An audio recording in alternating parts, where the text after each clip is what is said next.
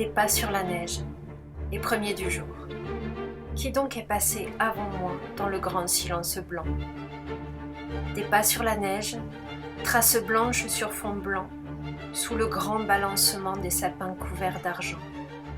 Des pas sur la neige, une piste à suivre, une invitation à rechercher l'autre, à le retrouver. Un appel d'éternité au détour d'un sentier caché. Des pas sur la neige. Où vas-tu devant? Je suis le deuxième. T'arrêteras-tu? Pourrais-je te rencontrer? Pourrais-je te parler? En tout cas, tu pourras dire que tu m'as fait marcher.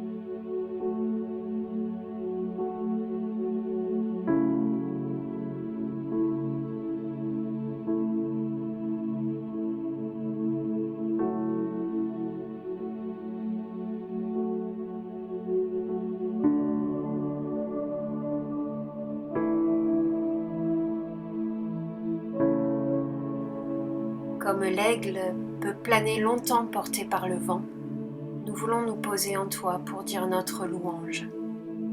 Par la nature que tu nous confies, création de notre temps, par les montagnes et les gouffres, les sources et les océans, par les arbres centenaires et par les fleurs des champs, par le soleil et la lune, les étoiles au firmament.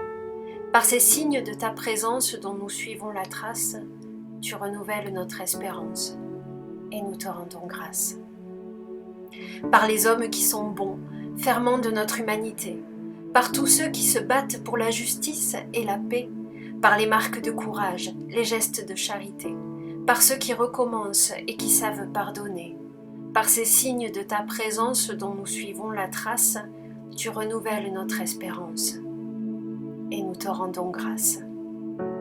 Par ton Église vivante aux quatre coins de notre terre, tes disciples qui se retrouvent et qui te nomment Père, aussi pauvre et fragile qu'un souffle, qu'une prière, mais riche de ta parole qui fait de nous des frères. Par ces signes de ta présence dont nous suivons la trace, tu renouvelles notre espérance et nous te rendons grâce. Par ces jours où ta grâce a croisé notre chemin, lorsque ton évangile a nourri notre faim, quand nous t'avons reconnu dans un morceau de pain, que nous t'avons prié en ouvrant nos deux mains, par ces signes de ta présence dont nous suivons la trace, tu renouvelles notre espérance et nous te rendons grâce. Amen.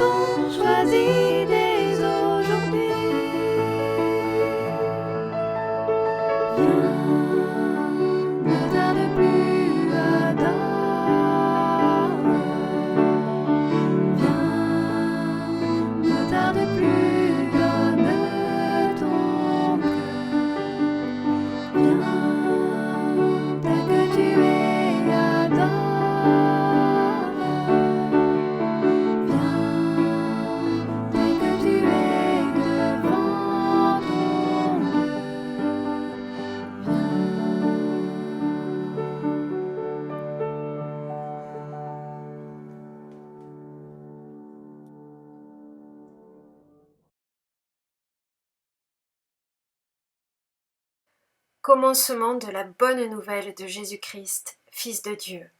Selon ce qui est écrit dans le prophète Ésaïe, j'envoie devant toi mon messager pour frayer ton chemin. C'est celui qui crie dans le désert, préparez le chemin du Seigneur, rendez droit ses sentiers. Survint Jean, celui qui baptisait dans le désert, et proclamait un baptême de changement radical pour le pardon des péchés. Toute la Judée et tous les habitants de Jérusalem se rendaient auprès de lui et recevaient de lui le baptême dans le Jourdain, en reconnaissant publiquement leurs péchés. Jean était vêtu de poils de chameau, avec une ceinture de cuir autour des reins. Il se nourrissait de criquets et de miel sauvage. Il proclamait « Il vient derrière moi, celui qui est plus puissant que moi, et ce serait encore trop d'honneur pour moi que de me baisser pour délier la lanière de ses sandales. Moi, je vous ai baptisé d'eau, lui vous baptisera dans l'Esprit Saint. »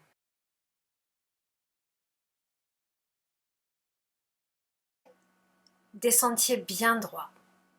N'y a-t-il rien de plus ennuyeux que des sentiers bien droits, tout bien nivelés, sans cailloux sur lesquels buter au risque de s'étaler de tout son long, mais un sentier facile sur lequel les plus petits comme les plus âgés peuvent se risquer. Certes, mais les sentiers bien droits sont ennuyeux à mourir. Pas de virages au détour desquels nous pourrions être soufflés par la beauté d'un paysage inattendu. Pas de surprise, bonne ou mauvaise, voir très loin devant soi. Juste considérer que ce chemin n'en finit jamais. Rien de plus morne. En ces temps de Covid et d'enfermement relatif, nous aimerions que le chemin sur lequel nous avançons soit moins tordu et davantage annonciateur de bonnes nouvelles. La lassitude s'installe même sur le sentier tortueux et l'on ne voit le bout de rien. À quand une vie normale sans masque qui nous bouffe notre air et la moitié du visage? À quand les embrassades et les câlins avec ceux que l'on aime mais qui sont obligés de rester loin?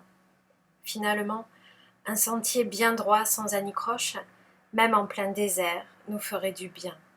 Nous pourrions y reprendre notre souffle, nous apaiser un peu. Une voix crie dans le désert. Pour qui? Pourquoi?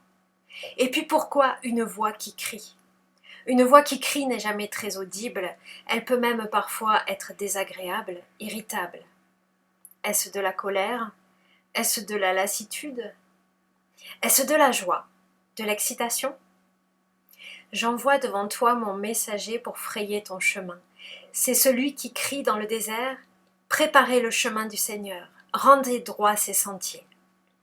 Oui, il y a de la joie et de l'excitation dans ce cri. Un horizon joyeux se profile dans la lassitude du présent. Quelqu'un vient, quelqu'un s'approche. Enfin. La citation vient du livre d'Ésaïe, nous dit l'auteur. Oui, il faut toujours citer ses sources. Cela dit, la première partie vient plutôt du prophète Malachie. Seule la seconde partie vient du prophète Ésaïe, mais elle est quelque peu transformée, car la ponctuation n'est pas placée au même endroit. Ce qu'Ésaïe nous dit, c'est « Quelqu'un crie, dans le désert, frayez le chemin du Seigneur, aplanissez une route pour notre Dieu dans la plaine aride. » Quelqu'un crie, dans le désert. Et voilà qui change tout. Crier dans le désert n'a pas beaucoup de sens. Il n'y a personne dans le désert, ou pas grand monde en tout cas. Parfois nous avons peut-être l'impression de causer à un mur, ou de prêcher dans le désert, comme on dit. C'est pareil. Ici, la solitude est à son comble et il n'y a rien de plus agaçant. Mais crier que, dans le désert, il va se passer quelque chose, c'est plein de promesses. Jean le Baptiste survient là, dans le désert.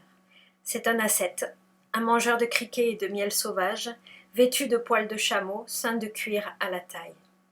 Alors à le voir comme ça, il est peu crédible. En tout cas, il débarquerait comme ça dans nos vies tourmentées, qu'on rirait certainement de lui, et il passerait pour un illuminé. Il pourrait crier tout ce qu'il veut, qu'on ne l'écouterait même pas, c'est certain.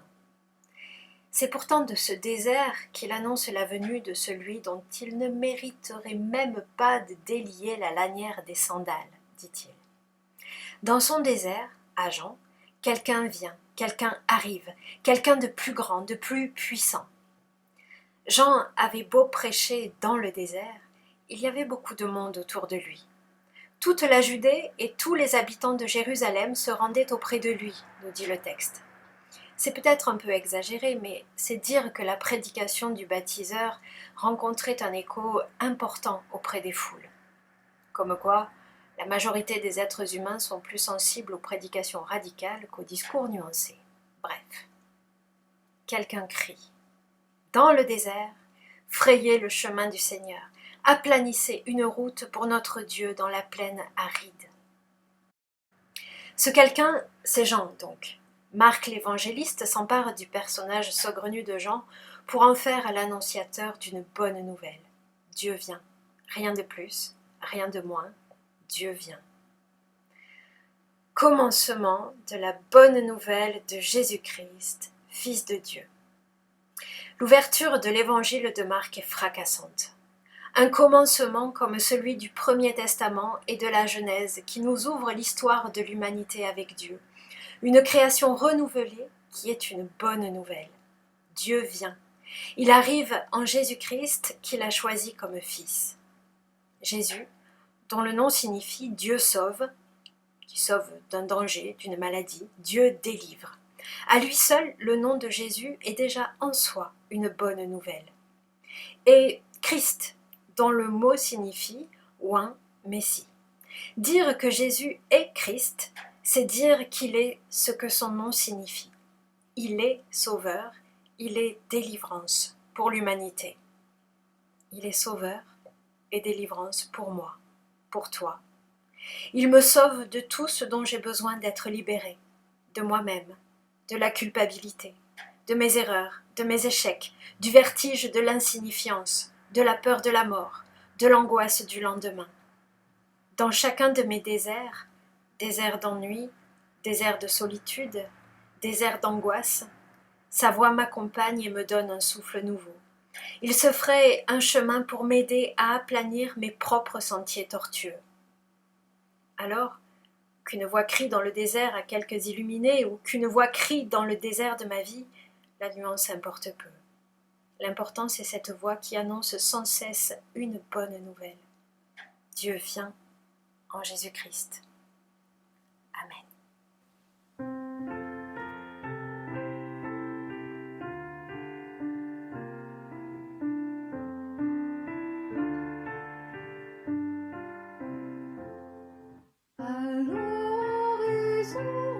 Le jour s'éloigne, l'obscurité descend sur nous. Comme au matin, nos mains se joignent et nous te louons à genoux. Seigneur, tandis que notre terre poursuit sa course dans les cieux, toujours l'Église à ta lumière et vigilante en quelque lieu, puisqu'à chaque heure avec l'aurore, le soleil luit sur un sommet. La voix qui prie et qui t'adore, Seigneur, ne se taira jamais. Quand je repose, d'autres veillent à l'Occident sous ta clarté et chantant bien haut tes merveilles. Ne cesse pas de t'exalter. Jamais le soleil ne se couche sur ton royaume, ô Dieu puissant. Il faut qu'un jour toutes les bouches chantent ta gloire en saints accents.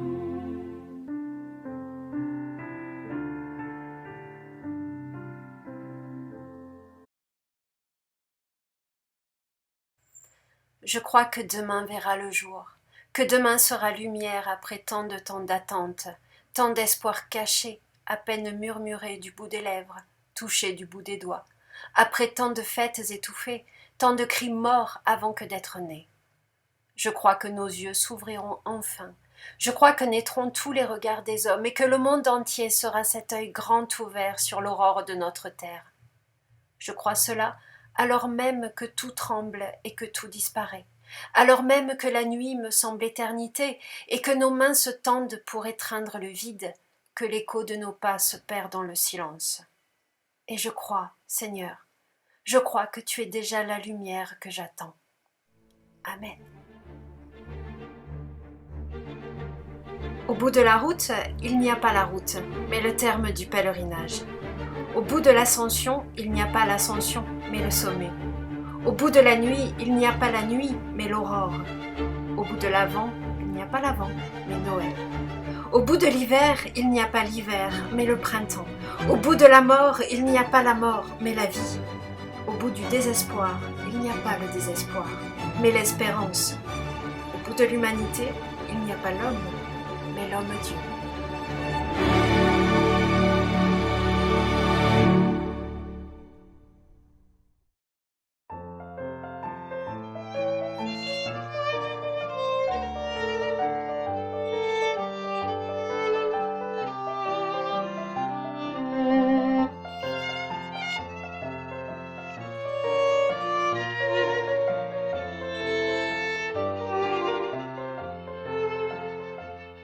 Que la grâce de Dieu soit